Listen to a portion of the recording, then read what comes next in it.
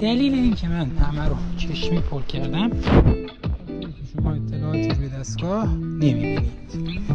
شما زمانی که پاسگازین رو این دستگاه رو چک کنید هیچ گزینه ای نمیبینید مبنی بر این که آقا این چند لیتر، چگونه است، چه مشخصاتی داره. هر شما نگاه کنید هیچ چیزی رو نمیبینید. مشکل همینجاست سر است.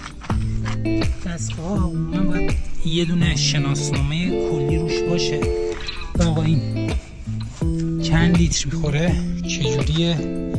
مثلا میریم جای یه دستگاهی که مثلا مال 30 سال پیش، خب این الکتروموتوره، شما اطلاعات کامل رو اینجا میتونید ببینید. اطلاعات کاملی که از خود الکتروموتور بخوایم به دست بیارید رو شما میتونید اینجا ببینید.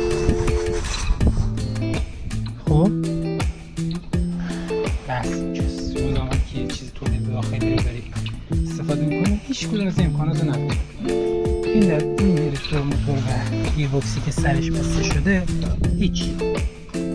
یه RPM داره، یه تایپ داره، یه هورس پاور داره، یه سریال نامبر و تمام. روغنش چجوریه، چقدر روغنش ریخته بشه.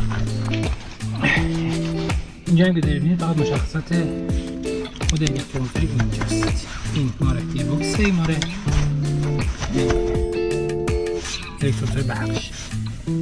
اطلاعات تکمیلی که کمک کننده باشه، کدی باشه که شما بزنید و بتونید از کد استفاده کنید نیستش، ندارید. خیلی این بده. کیفیت دستگاه بالاست ولی اطلاعاتش تکمیلی است. برای همین بی‌شناسنامه کار میشه، فقط اسم یک شرکت روش خورده. تمام بی‌دردی از شما دعوا نمی‌کنه اسم شرکت. مشکل ما همینه. تولیدات کیفیت خوب داره ولی شناسنامه نداره. یه گیربکس بهتون نشون بدم عجیبه. گیربکس فوق‌العاده است، قوی، عالی. ساخت ایران. هیچی نداره.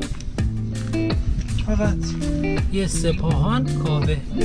اطلاعات شخص. اطلاعات این گیربکس چیه؟ شما نمیدونید گیربکس از کجا اومده. فقط میدونید یه شرکتی به نام سپاهان کاوه تولیدش کرده. تمام. یک شناسنامه آهنی حتی کاغذی روش نداره. مشکل اینجاست. مشکل تولیدات ما اینجاست. بدون شناسنامه، بدون